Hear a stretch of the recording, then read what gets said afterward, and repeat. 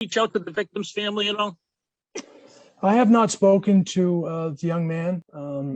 I was certainly part of Mitchell having contact with the young man, but we have not had direct communication with the family themselves. Was it bothersome at all that it has taken this long for him to reach out to the family? Yeah, again, he has not had any contact with the family. He has had contact with the young man himself.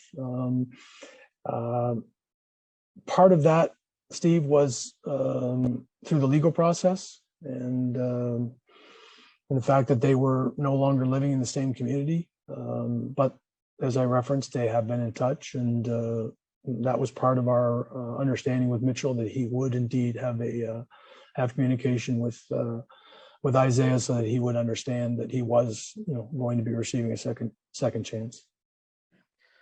And you've helped build this reputation of the organization as one that puts a premium on character. Are you concerned at all about any kind of hit that this would, give the organization's reputation? Yeah, I have. And as I referenced earlier, personally, this has been a struggle as to what is right and what is wrong. And I can't, categorically tell you this is the absolute right decision.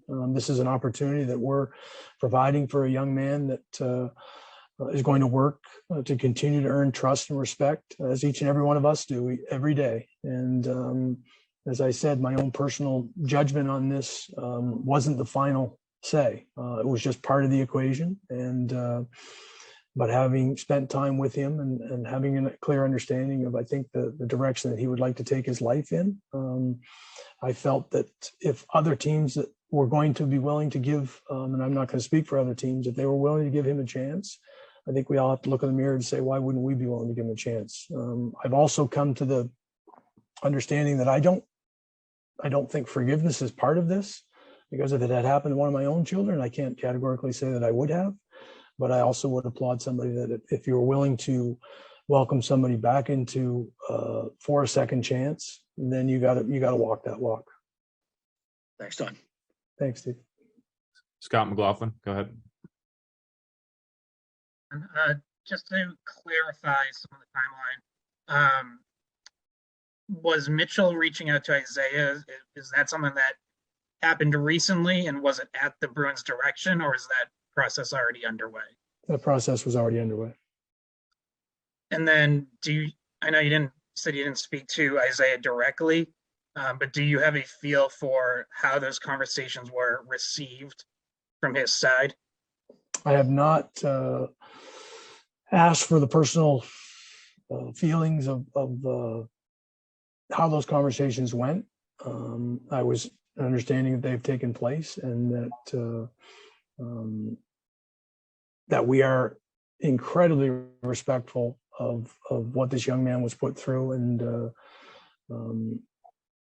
we felt it was imperative that Mitchell spoke to him prior to even considering moving forward. Okay, thank you. Thank you. Fluto Shinzawa, go ahead. Don, it could have been very easy for you to just be like some of these other NHL teams and just say this is just I don't know if it's just hard to touch. So what made you think, just given the type of player he is, I imagine that you recognize some remorse in the player. What made you decide to go forward and say this is worth the trouble, so to speak? Well, you couldn't be more accurate in the sense that walking away would have been a much easier decision in this regard. A little less about hockey, as we all like to make our hockey decisions and what might be best for the organization.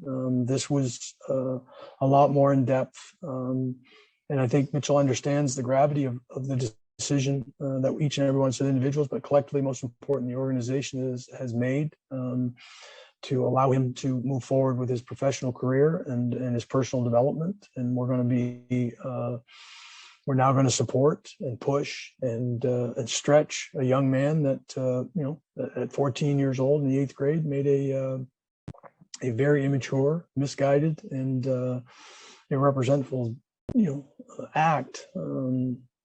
But you're right. The easier decision would be to walk away.